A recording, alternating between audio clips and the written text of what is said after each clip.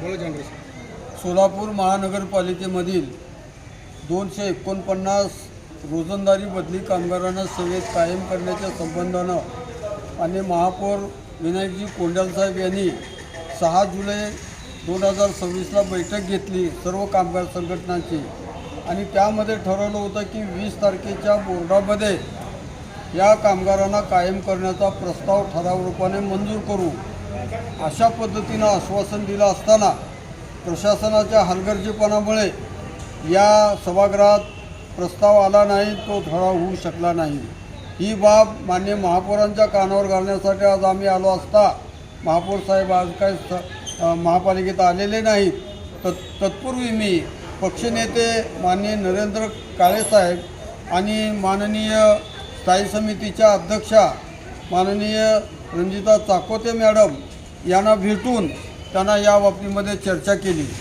या चर्चेमध्ये त्यांना सांगितलं की जरी प्रस्ताव आलेला नसला तरी आता तुम्ही प्रस्ताव घेऊन प्रशासनाच्या मागं लागून प्रस्ताव घ्यावा आणि हा प्रस्ताव पुढच्या फ्रेश बोर्डामध्ये घेण्याच्या ऐवजी त्याच्यासाठी खास बोर्ड काढावं आणि 249 कामगारांचा कायम करण्याच्या बाबतीमध्ये निर्णय करावा, जेणेकरून लवकरात लवकर 249 रोजंदारी कामगार कायम होतील। अशा पद्धतीची त्यांना विनंती केल्यानंतर माननीय चाकोते मॅडम यांनी स्पष्ट शब्दात सांगितलं की आम्ही अशा पद्धतीचा बोर्ड घेण्याचा निश्चित प्रयत्न करू।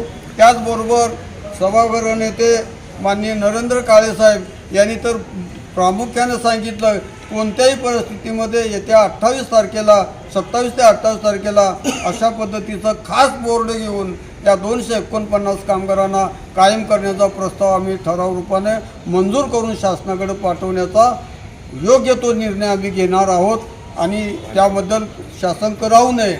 या चाकोते मॅडम आणि नरेंद्र काळेसाहेब यांनी जे आश्वासन दिलं आहे आज यांच्यावरती माझा विश्वास आहे।